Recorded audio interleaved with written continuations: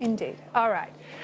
We're going to go now talk to Labor frontbencher, Shadow Minister for Justice, Clare O'Neil. She's joining us here. And to the point, back after a bit of break on maternity leave. Congratulations, Senator. Congratulations, Clare. Good to have you back. Thank you so much. Thanks, Christina. How are you guys going? Very well. Christina was railing against the treatment of former Prime Ministers a little earlier, Clare O'Neil. I mean, do you think it is despicable the way some people treat former Prime Ministers? Look, I think if the central thrust of Cory Bernardi's new political movement is around these issues of entitlements, then it's not going to last for very long. Don't we have kind of bigger problems to think about as a country? Yeah, I would agree with that, Clare. Let's move on now. I was trying to give you credit for a story that was being, bandied about by others. Slammed by Clare O'Neil as Yeah, irrelevant. there But you anyway, go. we move on. Let's get down to the serious policy stuff, guys. Indeed. Well, last night, Labor moved amendments in the Senate to the government's firearms trafficking bill. You're essentially saying that that the government in the end was forced to vote in support of Labor's measures and pass the bill through the Senate. Take us through this. I mean, the Senate, it appears, comprehensively rejected the argument that the government was putting for mandatory minimum sentences for firearms violations. Why is Labor so opposed to mandatory minimum sentences when it comes to firearms? Well, yeah, you're absolutely right, Christina. So what happened was the government put a piece of legislation into the Senate which would have put mandatory minimums for gun trafficking offences. This is an absurd policy. It's something that has no backing in the legal community. And believe it or not, these are measures that the Senate has already rejected twice, the exact same measures. So obviously they were being put in as just a wedge to try to sort of create some fun in the Senate while the government has got nothing more substantial to talk about.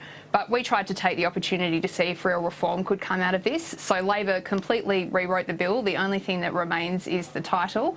And we put instead in a new set of aggravated offences for gun traffickers so that we can now give courts the option for the first time of putting really serious gun traffickers away for life. Now, what I was really pleased to see was that we got really, really strong support in the Senate for these measures. A lot of the crossbenchers voted with us, but thankfully so did the government. So they actually got through the Senate. The government's bill was basically rejected, and this new Labor redraft was the one that was supported. So I'm looking forward to seeing that coming back to the lower house so we can see these new measures become law. What's wrong with mandatory minimum sentences conceptually from Labor's perspective? Because obviously in government, you guys put in mandatory minimums for people smuggling.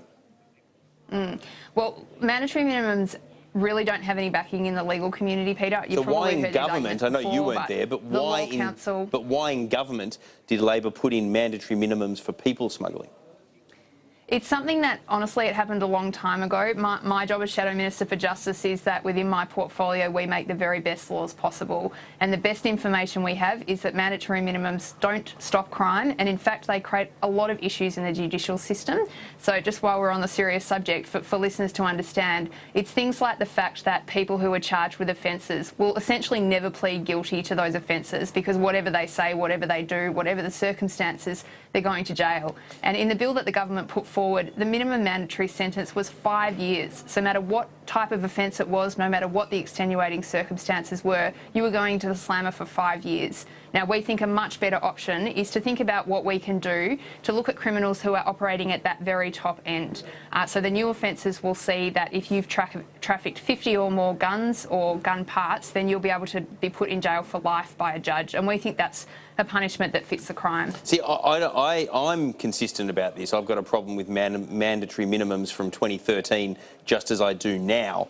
In 2017 as well, but Labor's the one that hasn't been consistent on this. The arguments in 2013 were very much that they were important to deter people smugglers. Why are they not important to deter people that want to smuggle guns? Peter, all I can say is that it's something that happened a long time ago, certainly before I was a Member of Parliament, and I'm not familiar with the specific arguments that were made around people smuggling, but we are really focused on what is happening in this Parliament. It's very clear in Labor's platform that we're against mandatory minimums, and the reason we're against mandatory minimums is because the best evidence we have is that they don't work. It's even on the government's own website, would you believe it? So the Attorney-General's own advice to his ministers when drafting legislation is that these measures are not supported by the legal community because we know that they don't don't work. Sure, and look, and as I say, I have an issue with mandatory minimums. I've written about this in the past at state level as well, where mandatory minimums have been looked at on a range of offences. Yeah. But I guess what You'll I'm looking have to for. talk to your federal colleagues, Peter, because well, we need to get. Well, we need to get they're the not my best federal information colleagues, out. but Yeah. I guess equally, you probably need to talk to your federal colleagues, because there's quite a few members of the cabinet and the outer ministry from that time. You talk about it as though we're going back to the Hawke-Keating years. It was only a matter of 4 years ago you guys were in power and you were arguing for mandatory minimums because they were a deterrent and they were important. And it's not that different an area if we're talking about people smugglers versus gun smugglers. So has Labor just finally seen the light after being incredibly captured by the politics around people smuggling back in 2013? Well, I can absolutely tell you that during the discussion about how to deal with the legislation that we backed through the Senate last night, I had not a whisper of issues about the fact that we were going to reject mandatory minimums, and that's because they're an absurd device. We know that they don't work and they don't give judges any flexibility to look at the issues around the case, and that's the way that we've been consistent in this particular instance. If we're going to debate consistency, of course, the government last night voted in support of Labor's amendments. As you pointed out, the bill could now come back to the House and become the law of the land.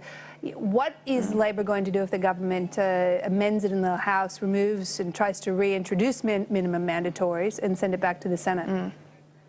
Well, Christina, that would be a ridiculous path forward for the government. I mean, to have voted for something in the Senate and then to bring it back to the House and say that they're going to put a measure in it they know won't get back through the Senate if they return it to the Senate, that would basically make a mockery of the parliamentary process. The government says that it wants to take tough action on guns. We have turned a piece of wedge politics into a real policy that will meet those aims, and the government surely has to put this through the House of Representatives so that these tough new measures can become law. I just think politically and from a policy perspective, surely they couldn't try to play more games in the House of Reps to try to stop this from becoming the law of the land. All right, Claire O'Neill, we're out of time. We appreciate you joining us on the program. I'll see if I can find Richard Marles's mobile for you. You can let him know how way off track he was just a short time ago on mandatory minimums. All right, thanks for that. Okay, thanks, guys.